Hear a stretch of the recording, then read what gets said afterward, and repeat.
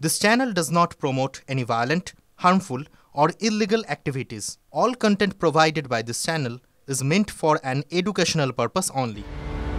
ভারতে এসেই সুর নরম মুইচুর। ভারতকে মলদ্বীপের বন্ধু বলেই আখ্যা দিলেন সে দেশের প্রেসিডেন্ট মোহাম্মদ মুইচু।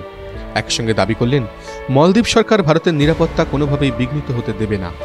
মলদ্বীপ লাক্ষাদ্বীপ বিতর্ক, প্রধানমন্ত্রী মোদীকে কটাক্ষের পরেই যেভাবে ভারতে বয়কট মলদ্বীপের ডাক উঠেছিল এবং পর্যটকরা মুখ ফিরিয়েছিলেন, তাতে ব্যাপক প্রভাব পড়েছিল মলদ্বীপের অর্থনীতিতে। চীনাপন্থী নেতা হিসেবে পরিচিত মোহাম্মদ মুইচু বিপাকে পড়েই ভারত বিরোধিতার সুর নরম করেছিলেন। এবার ভারত সফরে এসে বন্ধুত্বের হাত বাড়ালেন নিজেই। 4 দিনে ভারত সফরে এসেছেন মলদ্বীপের প্রেসিডেন্ট মোহাম্মদ মুইচু। রবিবারই তিনি বিদেশমন্ত্রী এস জয়শঙ্করের সঙ্গে দেখা করেন। সোমবার সকালে রাষ্ট্রপতি দ্রৌপদী মুর্মুর সঙ্গে রাজঘাটেও যান গান্ধীজির সমাধিতে শ্রদ্ধার্ঘ্য অর্পণ করতে।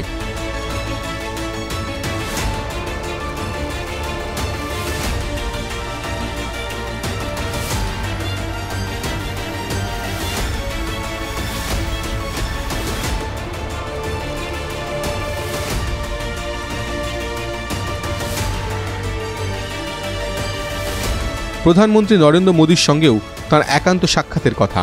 তার আগেই বন্ধুত্ব ও সুসম্পর্কের বার্তা দিলেন মুইচু।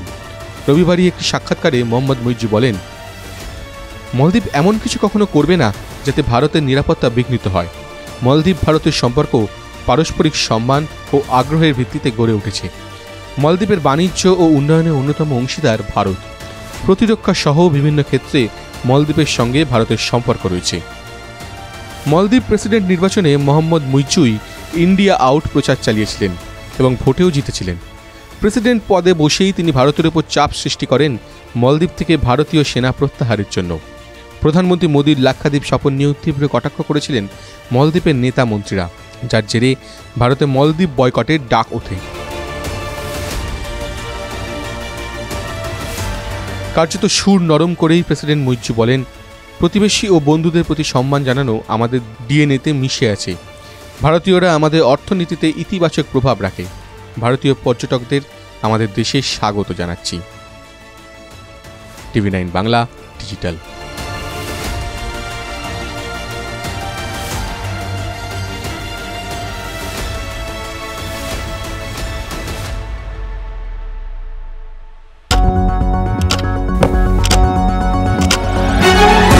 রাজনীতি শুধুই কি রাজার নীতি?